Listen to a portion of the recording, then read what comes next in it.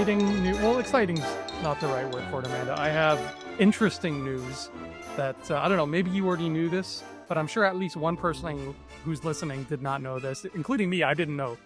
Because I was looking up Matt Groening, the man responsible for all of this. Because I was like, what's he up to? All right. Do you know where this is going? Do you know what Matt Groening's life is like right now? I don't, but I think I know where you're going with this. Okay.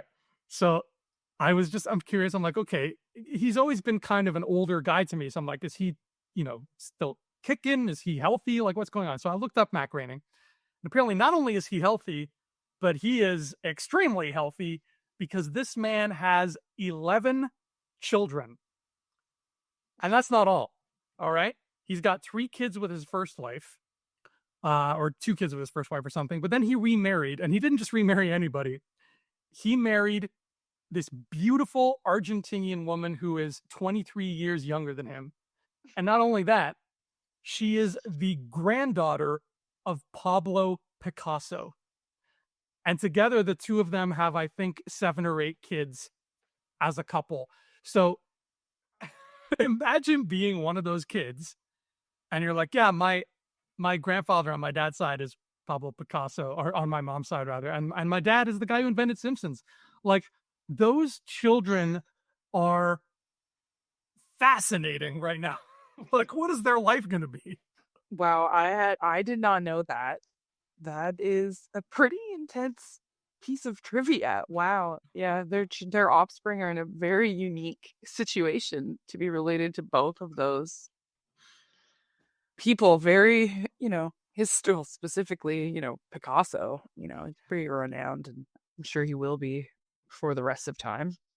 And the Simpsons have laid some pretty intense groundwork there, and pretty well-known commercial entity, successful comedic, series. And I'd say Matt Groening and the other creators are I would say pretty intense comedians. Like, their comedy is genius. Like, they're comedic geniuses. Mm-hmm. And their shows stood the test of time. So it's a pretty interesting comparison on both sides. Yeah. If at least one of those kids doesn't end up being funny or a cartoonist or both, I feel like somewhere DNA dropped the ball. Something didn't line up where it was supposed to. Well, I'm sure a lot of art critics or, art enthusiasts would argue that Picasso was kind of a comedian in the art world as well. Yeah, that's a good point. Right? Oh. Yeah. Wow. Interesting trivia. Well, I may not have 8 children, but I'm Andrew Fantasia. I'm Amanda Barone. And this is Tales from the Treehouse. It's episode 6, which means we're talking about Treehouse of Horror 6, even though it's in season 7. At least the episode number of Treehouse matches the episode number of our show, which is nice. It's one less thing to remember. And this, according to, depending on where you look, this episode, Treehouse 6, aired either the 29th or the 30th of October, 1995. Amanda, what were you doing in October of 1995? Ooh, getting ready for Halloween, that's for sure. I think I was a doctor that year for Halloween, but it was so cold that I had to wear like a pullover. You remember the old, very popular pullover winter jackets? I had a Chicago Bulls one, because that was, as it was at the time. Battle love for Charlotte Hornets. Kiana Purple. Go Bulls. Especially in the 90s, the 95 one. As a doctor, I had to wear it over top. It was so cold. What was I doing in 90? Oh, 95 was October 95 is when OJ got acquitted. So that was big in the zeitgeist at the time. That was a month before Toy Story came out. So little me was like, there's a movie coming out about toys. I was really excited. And this was the time where, I don't know if you remember this, but there was a magazine that Disney used to put out called Disney Adventures. It was a kids magazine. And it was like smaller than the average magazine. It was like Archie comic sized. And I got my first issue around this time because there was an issue that came out with Spider-Man on the cover, and I was like, "Ooh, I want that." Um, and then I became obsessed with that magazine for several years after. So this was like when this episode came out, it was around the time of my genesis as a Disney Adventures fan, and I got rid of all those magazines, and I'm really bummed because they were fun. I remember those. Yeah, they were pretty fun. It was a good time. Yeah, the OJ trial really entranced everyone throughout most of 95. It was crazy. Um, I'm surprised it wasn't parodied in this episode, actually, to be in some way, to be honest with you. I wonder if it's just a timing issue because like their animation takes a while and everything. It's not like South Park where they can like crank an episode out in a week because they're like running on Red Bulls or whatever. This was, Simpsons had to bake for a little longer. I'm sure within the next few months there was probably some kind of OJ reference. I think I remember a scene in the show with like a Bronco chase. Didn't that happen at one point? Yes, absolutely. So that was where the world was at, and we have that case to thank for the Kardashians. That's why they're famous. So Yeah, do with thanks. that information what you will. So we get our Treehouse of Horror 6 opening. Really low key opening, like you said last time, Amanda. They are foregoing the tombstones because it's starting to get hard to write all those spooky tombstones, and they just replaced it with Krusty as the headless horseman. I'm like, okay, I like Yeah. this. And we get our first story, which is Attack of the 50-Foot Eyesores. And I always forget like the details of this one. Like I totally forget that it starts with Homer stealing Lard Lad's donut. But that's what sets this off. And then there's an electrical storm, and all these giant advertising characters come to life and start wreaking havoc on Springfield. And even when Homer gives back the donut, it's like, nope, they're still jerks. And they need to enlist the help of Paul Anka to come up with a snazzy jingle to get everybody to ignore the eyesores. And that's about it. It's just chaos for, 8 minutes. Lots of fun looking characters trashing Springfield, and in very violent ways. Extremely violent ways. I especially like the part where Lard Lad gets his donut back, and Marge is like, "Don't worry, he'll stop this murderous rampage," and he just like continues it. He immediately smashes their house, like just goes nuts. Yeah, that specific sketch I think is a reference to like Attack of the 50-Foot Woman, which is another like really old 50s. I think it was made in like the late 50s or early 60s films, and or Godzilla or like other monster flicks, right? So they were smart to incorporate that. I liked how it started with like a weather related phenomenon, like Aurora Borealis. I think my favorite part of it was the inclusion of just the character that's named Old Jewish Man, and like That's right. that voice. It's like, hey, don't scratch up those heads. That's my favorite line in the whole sketch. It's just like the best part. Yeah. Like, yeah.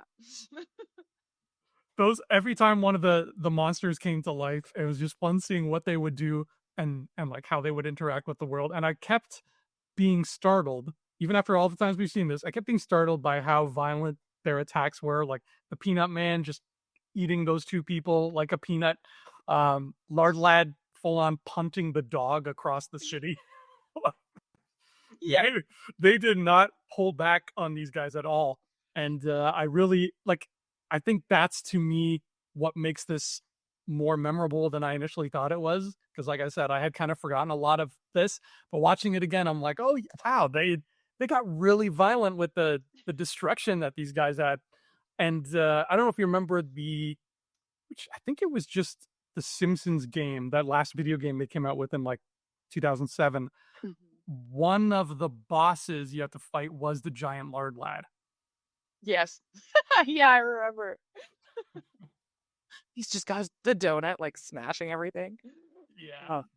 Uh, yeah, no, it's one of the funner Treehouse of Horror sketches where it is a parody of a film, but it's just The Simpsons. Like they're not changing really anything about the characters or inserting them into the parody really, or they're just inserting them into it. They're not really taking over characterizations from the original. So it's kind of funny. Um, yeah, and I like any of the episodes where they include more of the citizens of Springfield that you don't normally get to see or get to see together. I think it is hilarious. Like just Kent Brockman alone, like he rarely interacts with anyone. He's a news reporter, right? There are a few episodes with him, but seeing him being like crushed by himself, like his own vanity, it's like the hubris. Like that's what's great about The Simpsons. Um, yeah, it's funny. I'm a big fan of that kind of comedy. Yeah, that's true. Getting to see some of these characters interact that you don't normally get to see interact, that's always a treat. I remember somebody said something, I think on one of the commentaries about like, you don't get Moe and Burns together a lot, but when you do, it's like, oh my God, I'm seeing Moe talk to Burns. Like, this is great. Yeah. And like, there's so many that the combinations kind of become endless. I have a bit of trivia here that's not trivia related to the making of the show. It's trivia of, wow, young Andrew was kind of dumb and misinformed. So, like I said, Paul Anka shows up in this episode. Now, I'm going to hold up a picture here, and forgive me for the people who are only listening to the audio version of this, but Amanda, there's a picture in this book of Paul Anka right there. Okay. Yeah. Now, as a kid, I did not know who Paul Anka was. I had never heard of him. So, just looking at the picture, if you didn't know who Paul Anka was, who would you think that was? Oh gosh. I don't know. Oh man. Crap. Even look at the background behind him. Like, it looks like he's on a set, which I think he is. Yeah. It's kind of. Hang on, it's kind of blurry. Yeah, sorry. John Lovitz, maybe. I don't know. I can't. You're getting warm. It is a comedian. I thought when I opened this book and I saw that picture, I thought that was Bob Saget on the set of America's Funniest Videos. Oh my god. Doesn't it look just like him? Yeah. Now I see it. 100%. Yeah. And I was like, I don't remember Bob Saget showing up in The Simpsons. What? And It's funny. yeah, that was every time I see this episode now, I just think of how I thought it was Bob Saget, and I got really bummed when it wasn't him. It's okay, Paulie, because just as funny. I was just say Paul Anka. I wouldn't look at that photo though and be like, "Oh, that's Paul Anka as a Simpsons character." So, like in your defense, even your your childhood defense, yeah, I wouldn't ever think that that was Paul Anka. Especially not now. Have you seen many of the videos of him? It's yeah, it's pretty scary. Speaking of, yeah, I like Speaking how of he scary. yeah, I like how he saves the day with his jingles that can only be sung by Paul Anka. That's right. Only he can do it. Yep. And he all he gets them to do is ignore the monsters, and that's all it takes. And I love that when they are being ignored, they smash harder because they're really yelling.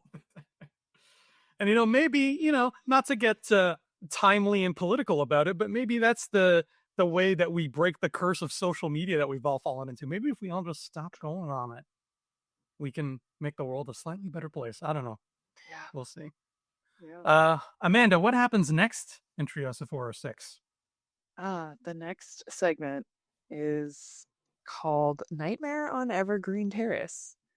And this episode starts with a really, a kind of a fun animation sequence with Bart and Santa's little helper. A little different, so you kind of know something's off, right? It's not quite The Simpsons animation, it's a bit different. And the show or this sketch's premise is based very, very loosely on A Nightmare on Elm Street. So yeah, Bart is having a nightmare that he doesn't realize. Martin dies at the beginning of the episode, which kind of alerts Lisa and Bart to something, kind of awry going on in Springfield.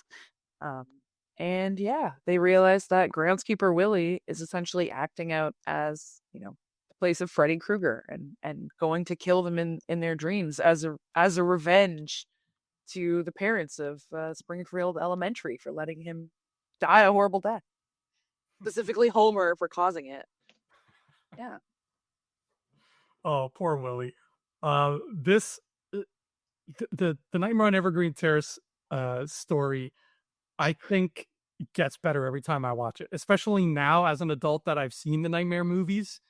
I would literally watch 6 Nightmare on Elm Street, like, full-length movies, but just about Willie killing kids.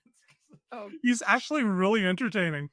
I think one of my very favorite Simpsons quotes of all time comes from this sketch, like stupid smart weather.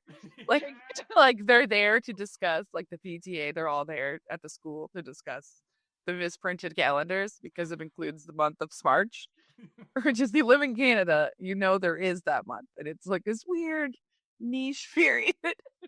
Anyway, Mhm. kidding. But yeah, I love that stupid smart weather.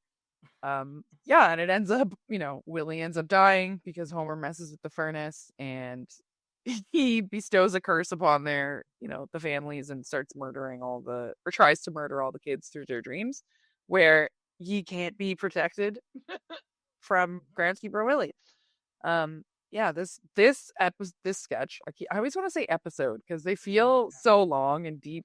So forgive me for always making that mistake. My brain doesn't seem like it, but it moves a lot quicker than I speak. Because I speak kind of slowly at times. But yeah, I really enjoyed as a big horror fan. I really enjoyed this sketch. I like that they used Groundskeeper Willie as like the placement for Freddy Krueger. Again, not as menacing with the Scottish accent. Like I think that's what just makes it so hilarious. But even as a kid, like I loved this sketch because I was like, yes, they're doing Elm Street. Like they were starting to parody more like newer, more recent films as well as like paying homage to like the older classic horrors and Yeah. sci-fi and Twilight Zone and all that. Which I was lucky enough to be familiar with some.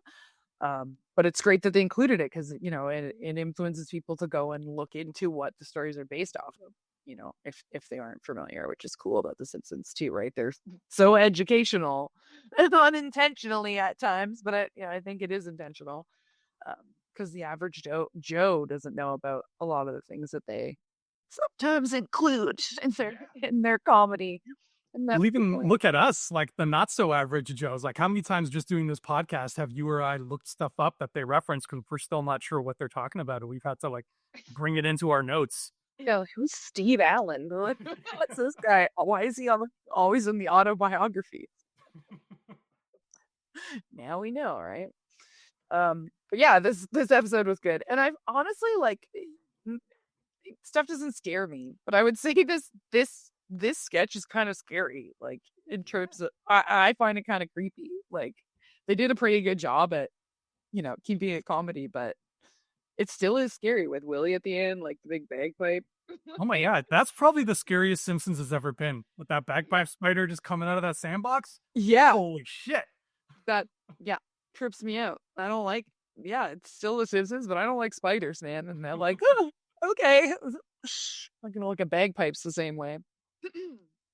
And Willie, poor Willie, he dies horribly. And Horribly. the animation on him is great because you get like covered in fire Willie, and then you get burned to a crisp meat skeleton Willie, Yeah. and like you got 2 scary models for the price of one. And like when he is calling for help, like it's legit, like he is in pain. And even Martin, when Martin dies, Russi Taylor, the voice actor who plays Martin, she's also the voice of Minnie Mouse, so she goes way back. Yeah. She when she dies in the dream, when Martin dies in the dream, like she delivers that scream that Martin gives. You're like, holy! I've never heard a Simpsons character scream like that before. Yeah. Yeah. It's terror. The terror, and but I mean, Martin's kind of a, you know, but yeah, kind of a wuss. But yeah, the scream is on point. Like it's a psycho, so to speak, scream, like a shower scream, right? Like it's intense, high pitched, because again, Minnie Mouse voice is high, so it worked well, to intensify the terror, even though it is The Simpsons still, yeah.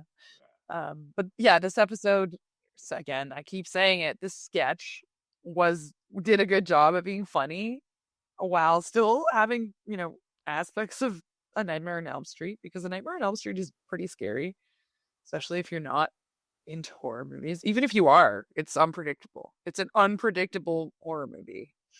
Mhm. So I would say it is on the scarier side for most people. But yeah, I think they did a good job. I mean, would just alone with the inclusion of making groundskeeper Willie Freddy, like again, the accents perfect. It couldn't have worked better. They chose the perfect character.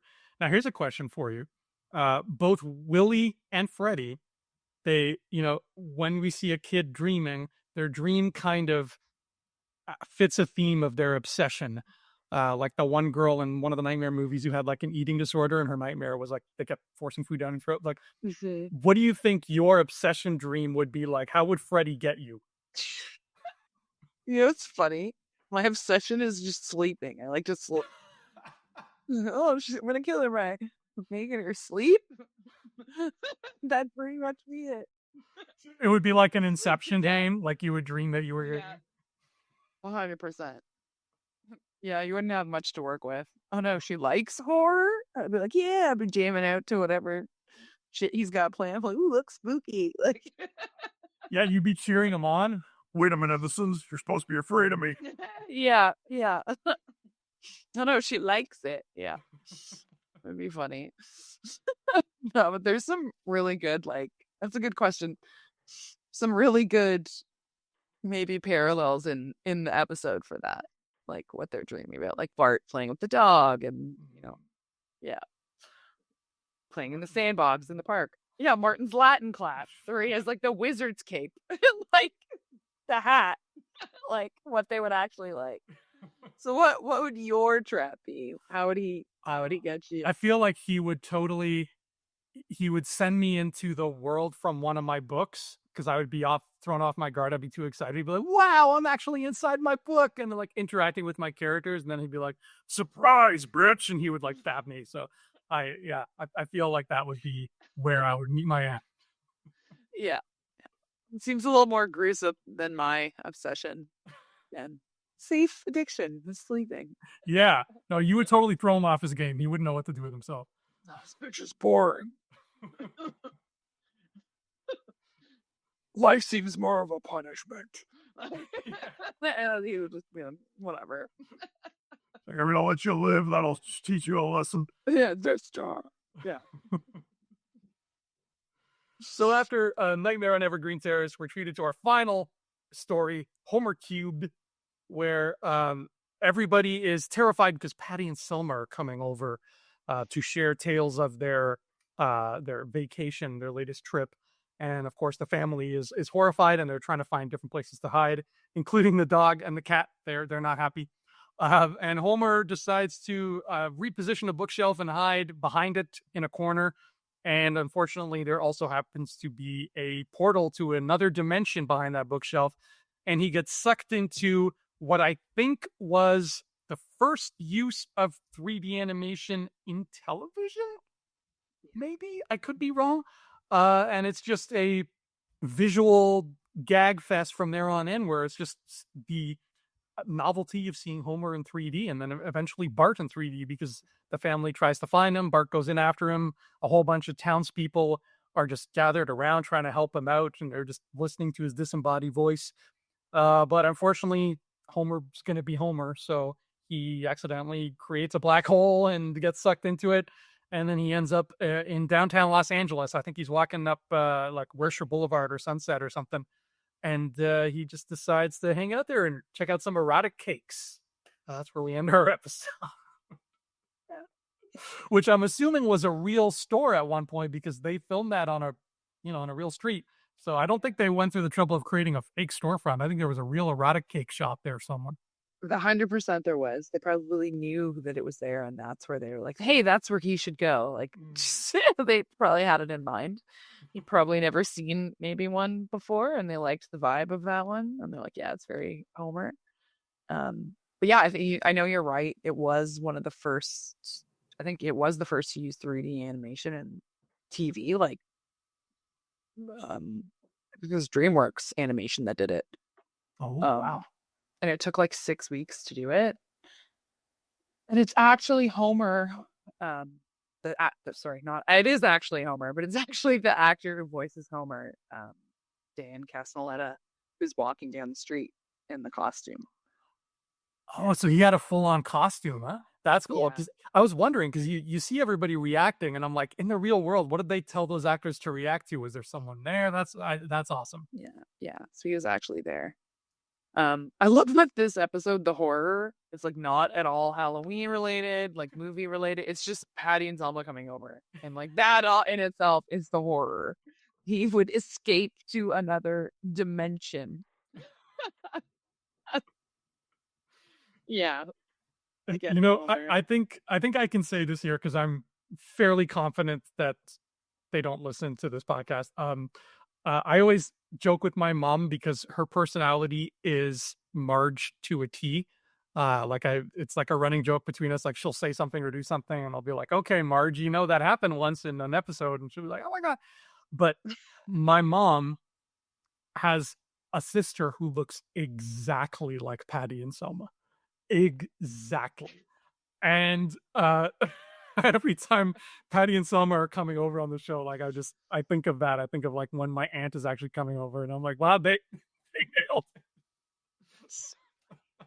Yeah, no, the characters the characters are very reminiscent of my mom's sister, actually, as well.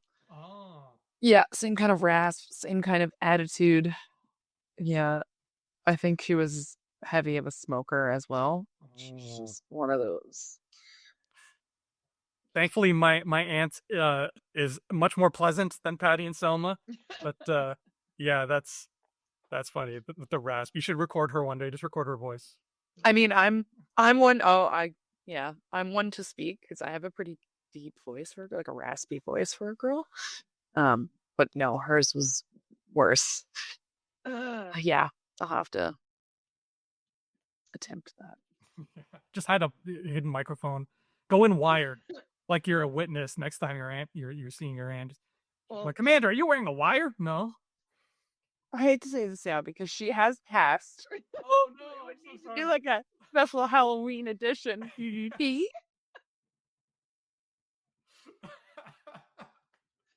Well, I'm too dark.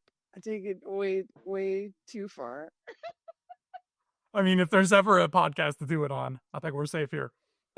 Let's do it. Uh, in Homer Cubed, yeah, you're right. There's not a whole lot of horror except Patty and Selma. There's just visual dazzle and razzle. Probably a bit more dazzle than razzle. I thought it was fitting. I watched this yesterday to prepare for our show today, and Homer brings up the movie Tron, and I also rewatched the movie Tron yesterday because there's a new Tron coming out, and I wanted to kind of get the old one back in my head. So it's funny that those two happened on the same day. Are you a Tron fan at all? Yeah, I love it. It's dope. Big Yeah. fan. It's very cool looking. The first time I saw it, I didn't understand it because I know nothing about computers. So I was like, huh? But then I just it's grown on me. I haven't heard great things about this new one though. A lot of people aren't into it. I think I don't know. It's like people who like Formula One. Like it's very specific type of sci-fi. Yeah. It's like it's hard to describe. I don't know. It's sci-fi with like aliens in a way. It's just AI like technology. Yeah, it's different. So not as many people are into that kind of niche sci-fi, I would say. Yeah. Because it's more driven by like sport, right? The story is it's not as much like variables or supernatural or something like that. Ghost in the Machine bullshit. That interpretation, but I do like it. I enjoyed it. Yeah. Weird. It gets better every time I watch it. I don't know, but I can see why there's people who are like, this isn't for me. Like it's missing an X factor that can make it great. I don't know. We'll save that for Tron Talk. That's our other podcast. It's coming out next year, I promise. Okay, so we got to talk about our favorite quotes. Was your favorite quote? I think you mentioned, was it Smarch? That one, yeah, but I have a few honorable mentions for sure. Let's hear it. Um, it's definitely by Otto, where I think it's from the 50-foot eyesores, where they're in the bus, and he's like, "Whoa, another acid flashback," or he does something to that effect. He's like, "I hate to be driving a bus right now," and he's like, he is driving a bus, and it's like just something pick the bus up. I love that. Oh, I love Otto. Yeah. And Marge just like in the middle of the attack, she's like, "You kids should have jackets on." Yeah, those are great. There's I my runner up was Smarch. I went into this expecting it to be Smarch because I knew Smarch was coming, and it's so quoted, especially online now. So I was like, it's gonna be Smarch. But then I forgot there was a really mean but really clever line in Homer Cubed when I think it's Patty who says it's like he just disappeared into fat air. I have that written down too.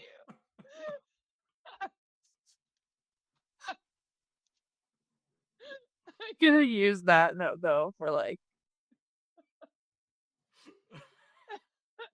going forward for all time. They do have some pretty good like burns. Yeah, whenever they take jabs at each other, it's great. Yeah. They do not hold back. They're savage. So savage.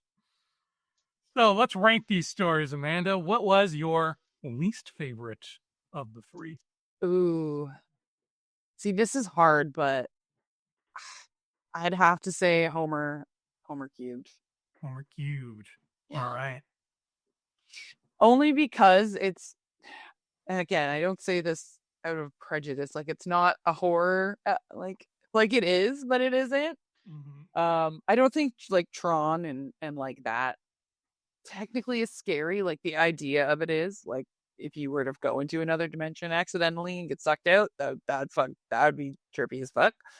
Mm-hmm. But comparatively, I don't know. I don't know. It's not my favorite Treehouse of Horror sketch. It never has been, and I don't know why.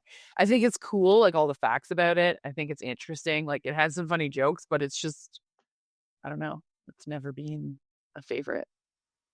I think that's a totally viable reason to put it at number 3. It feels like it's the first time, it's our first example in a Trios episode of what we talked about in a previous podcast where we said how in modern Simpsons, Treehouse has become just sticking costumes on The Simpsons. Like, look, now we're Game of Thrones characters. It's the first example of that. It's just like novelty of, look, now he's in 3D rather than having some kind of meat on that bone. Yeah. So I totally get that. I actually had the 50-foot eyesores at number 3, but it was close. The like, you know, to spoil a bit, to jump ahead, my number 2 is Homer Cubed, and it was very close. But I feel like even though Attack of the 50-Foot Eyesores is a better Halloween story, Homer Cubed was a lot funnier. Just all the interactions with the people in the room, and like Patty and Selma, you know, throwing the burns at Homer, and the dog and cat hiding under the rug. Yeah. And even like that cone, when that cone goes into Homer, that looks really painful. Yeah. I don't want to deal with that cone. So the eyesores for me are just a little smidge below that, because it was like, okay, a cool concept that's a great Halloween story, and then just not as many laughs to go with it, and just the simple act of just Paul Anka singing was just a little bit underwhelming.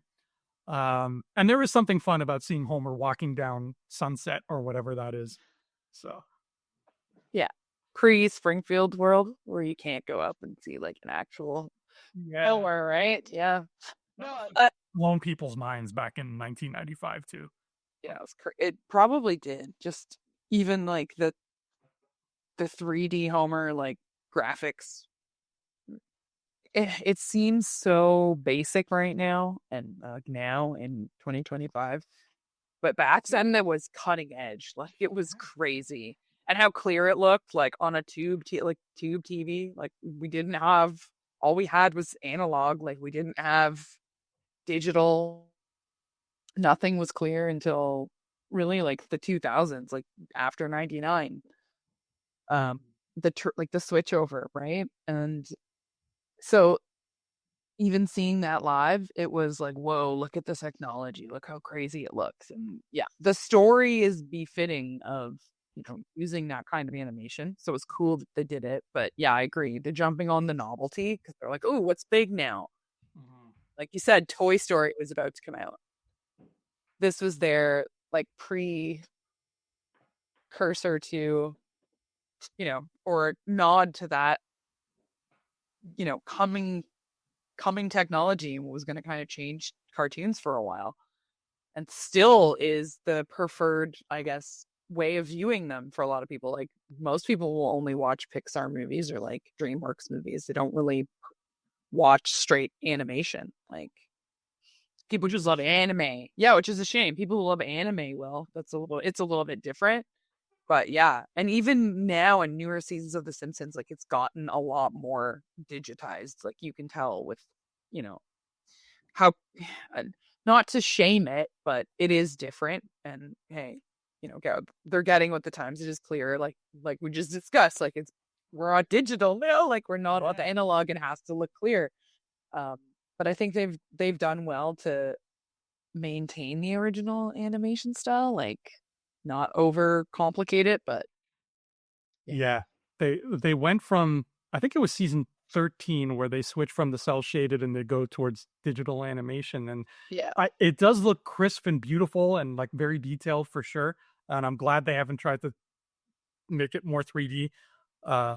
This 3D though, you're right, it's leaps and bounds ahead of its time. Like look at that game, the Simpsons Hit and Run, that video game that came out like 12 years after this, and those graphics look exactly the same as Homer Cubed. So they knew what they were doing, DreamWorks or whoever was behind that. That was high end for sure. God forbid. God forbid they have a marketing plan. What crazy. Evil. So what was your number 2 story? My number 2 would be the 50-foot eyesores for sure. Again, it's not my favorite Treehouse of Horror sketch, but I thought it had a lot of funny jokes in it.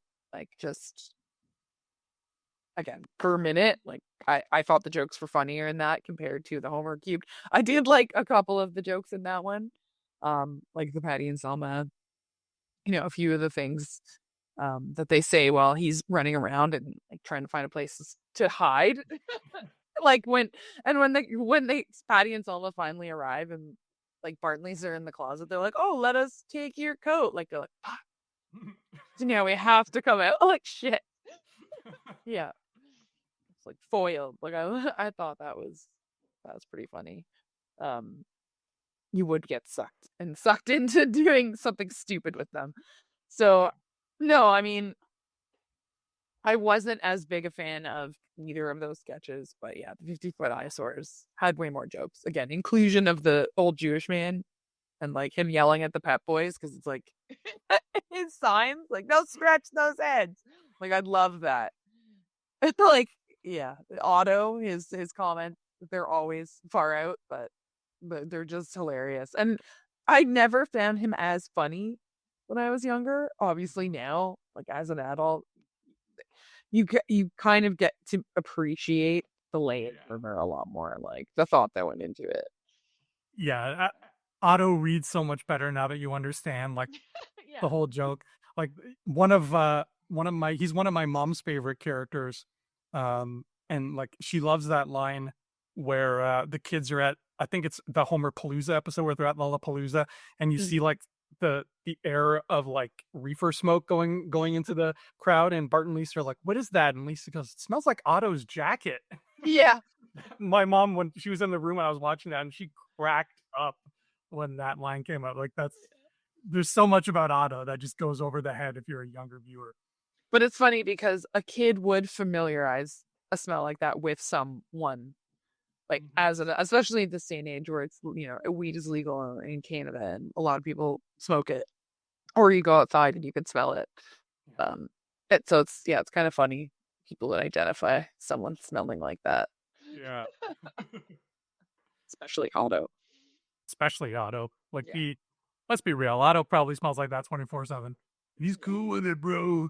I feel like low key in like today's age, Ned would be too. And you just wouldn't. Yeah. Just would when you wouldn't realize it would gloss over. Never put it in brownies, I think. Yeah, for sure. Looks like we're both living a nightmare on Evergreen Terrace. Yeah, for sure. Yeah. I mean, Definitely number one. they, like you said, like taking a more contemporary horror and giving it a Simpson spin is already cool, but then it's really scary. The voice acting, like they take it to the next level. You've got their amazing Smarch quote, which has stood the test of time forever, especially like you said here in Canada. Yeah, there's nothing wrong with this story. This is a great story. Yeah, they did a really good job adapting it. And you made a point about like even the animation, like when Willie's dying, like you said, you get like him on fire, you get him in like different stages of like basically decomposition or destruction because they're listening to like Milhouse's dad talk about how he doesn't want his son to have 2 spaghetti meals in one day. And like he ultimately died. But then he cleans himself up. Like he sweeps himself up. Yeah. And yeah, dusts himself away. Like, yeah, I love that. It's hilarious. The voice too. The voice. Grand Cooper Willie. Oh, hilarious. When he gets off that bus and he's gotten up and Supernatural to back him up. Yeah. Yeah. Oh no! And he starts chasing him, and then he loses his shoe, and he's like, he doesn't know what to do, but he goes for the bus. Like, oh yeah, he's one of those characters. It's like Mo. It's just you watch them make just bad decisions repeatedly, and you're like, it's so funny. He's a treasure. He'll never Yeah. stop being a treasure. Yeah. Well, that'll do it for episode 6 of Tales from the Treehouse. But I lied. That won't do it because we have book recommendations to cap things off. What do you recommend today, Amanda? What's scary? Oh, Scary. my scary recommendation this because this week. This is an annual podcast. This is an annual podcast for this week. It's not actually like a scary book, but it's a book about villains. It's called I Wear the Black Hat. I'll show you. It's an older one by Chuck Klosterman. It's all about villains, real and imagined. So, obviously, it actually talks about OJ. So, it's funny that you mentioned that. Wow, look at that. Fred Durst is included here. Monica Lewinsky. A number of, very famous people like Joseph Stalin, Hitler. Like he talks about real people, characters, and just like takes on them in general. The author, he writes a lot of like pop culture related essays. He used to write for like Rolling Stone and Spin and Blender. He used to do interviews mostly for musicians. But he has a bunch of books. A lot of them, again, are collections of essays, usually around general topics. This book is all about villains, and it's called I Wear the Black Hat. Yeah. So if you like essays, short stories, again, if you're not into straight novels, stories, I get really bored, and I like a lot of nonfiction. So I like to read his books because they're super interesting. Another one that I have too that I'll recommend with this is Nobody Loves You Until You're Dead by Neil Strauss. Wow. Yeah, I have it as well. He's another music journalist, but it's all just excerpts of interviews that he couldn't include in I guess magazine articles or whatever he was writing about.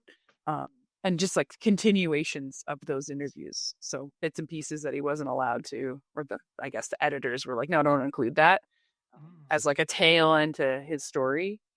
That's a great idea though. Like saving all those. I like that. Yeah, it's really good. I'll roll out a frame to get the book. It's a big one. Yeah, it's called Everyone Loves You When You're Dead. And it's kind of on theme in terms with loving people when they're dead. You see my Canada Dry boxes there. But yeah, it's a pretty cool book. Very interesting. And yeah, he includes a lot of artists, but a lot of the stuff is really dark.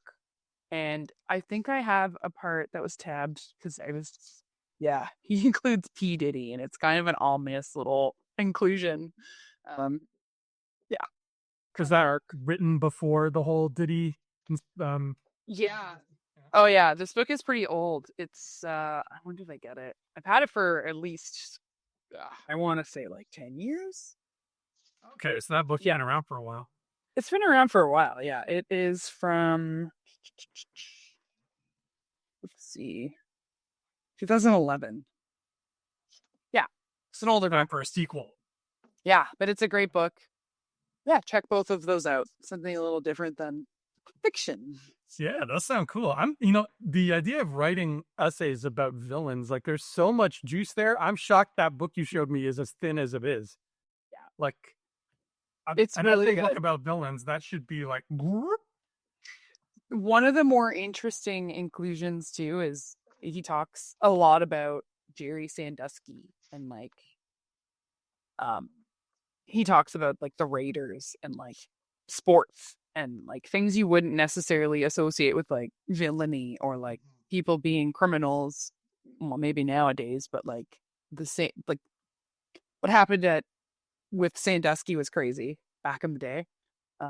And even like the Raiders, a lot of people don't know, like that team was pretty synonymous.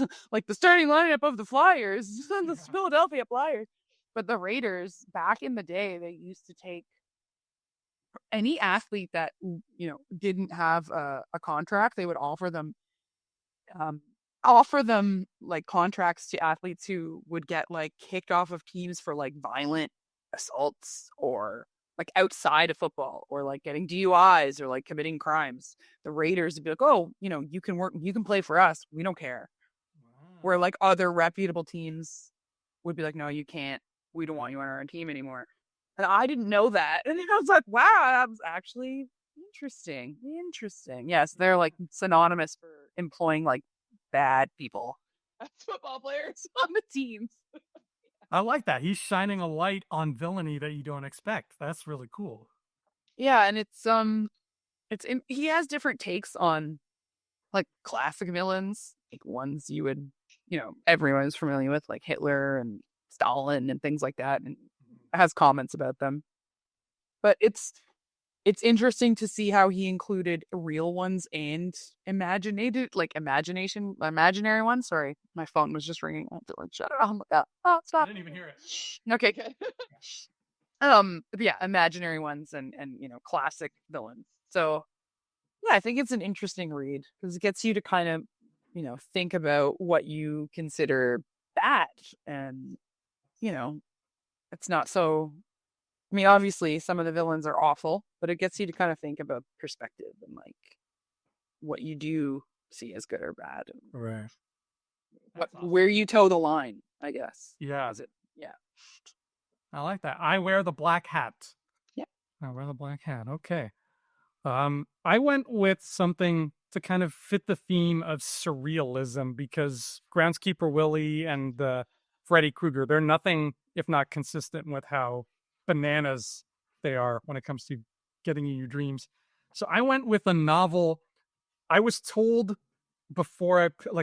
when I was looking at this novel before I bought it, I was told it's one of the scariest books written in the 21st century. And I agree, it was very scary. I don't think I would read it again, and that's not because it was too scary. It's just because it was a very difficult read. And it's House. Yeah, sorry. Is that I guess? Is it House of Leaves? It is House of Leaves, yeah. By Mark Z. Danielewski. It's something else, man. It is a very strange book. Like again, for those watching, I'm gonna try to flip through a little bit without showing spoilery stuff, but it's not laid out like a typical book. Like it'll change fonts depending on the narrator, and then just the layout goes crazy the deeper in you get. Like, look, you got boxes inside of boxes and upside down and spiral, and some pages only have like 8 words on them. Some pages are blank. Like the book will make you feel like you're going crazy. Um, I really liked the concept though. The concept is these people, a family buys a house, um, and there's similar to Homer Cubed actually too. It really fits that. There's a portal inside the house that takes you to a gigantic pitch black labyrinth, and from there it just gets crazier and crazier. I loved the concept. I kind of wish the book was a little less surreal and just had fun taking a bite out of that concept, because they play with it a lot, but then a lot of the other times it's just like, whoa, trippiness. And I wish it was a little more focused, but I'm sure, like, that's just a matter of taste. I'm sure there's people who will pick this up and they'll be like, this is my favorite book because of blah, blah, blah. Look, there's even a section of Braille, but it's not embossed. So I don't know who this for. Like, it's so weird. Have you read this one? I have, yeah. Oh, yeah. I have mixed feelings about it because I don't think it's scary. Mm-hmm. I think it's more of like a psychological journey. Like it's told through the eyes of an unreliable narrator. Person is clearly psychologically unhinged.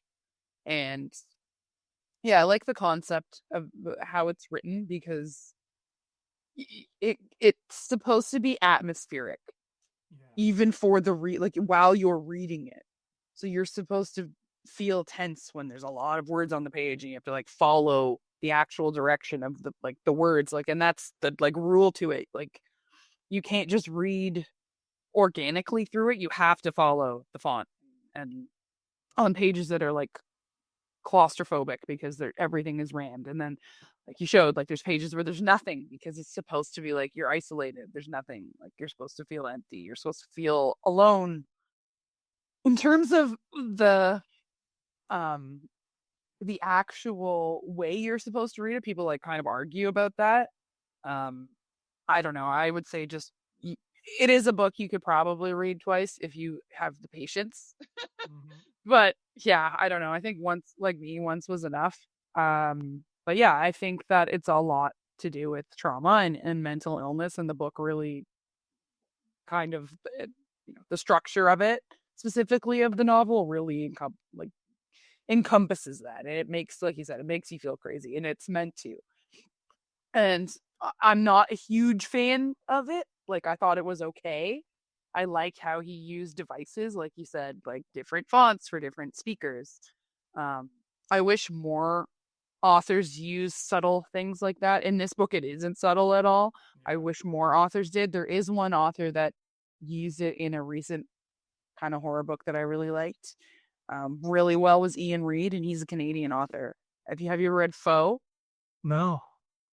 Oh, there's a part of it where he uses a device and you don't realize till the end of the book that you didn't really notice or think about why they're choosing to do something in the grammar and the actual language. And then you're like, oh my God, I'm so stupid. I didn't notice. And now that I've said that, I may have spoiled it for people, but read that book. It's cool. But yeah, I don't know. I'm on the fence like you. I don't know. I'd probably give it like a 6.5. It's creative, but yeah, I'm sure there are people out there who would love this for exactly what it is. Like somebody would look at this and be like, brilliant, this is my favorite book. And I hope so. I hope somebody listening discovers this and it becomes their favorite book. Personally, for me, somebody who's not the hugest fan of surrealism, I would have loved just more focus on this family trying to deal with this spooky haunted labyrinth world inside their house and the media attention that it puts on them and just the people that they call to the house to try to figure it out. That alone would have made the book, I think, more enjoyable for me. But there's somebody out there who this book is for sure. So House of Leaves, check it out. Maybe you'll be like, Andrew, you're stupid. This is the greatest work of fiction ever made. And I'll be like, yeah, absolutely. I agree. yeah, great choice. Yeah. Thank you. Yeah. And I didn't even connect it with Homer Cube because I'm an idiot. I connected it with Willie because of surrealism. And I'm just like, wow. So clearly I am not smart enough for House of Leaves is the moral of this story, kids. No, I think you did a great job there. And it's funny because it is a really polarizing book, and I agree with you that they should have focused more on the actual story of the house and less on like this guy's mental breakdown. But I get it. It parallels, but I don't know. It didn't enough for me. I blame the smart weather myself, but that's just me. Well, that'll do it for Tales from the Treehouse episode 6. I guess we'll see you all next time. I think by the time this one airs, Halloween will have already happened. I think. So I hope you all had an amazing Halloween. But we're kicking it into overtime, just like they say in the song lyrics to Space Jam, which came out in, I believe, 97. So we're still 2 years out from that in terms of where we are in The Simpsons, but it's okay. Follow us along on the timeline and we'll get there. It's a labyrinth, kids. We're doing this the hard way.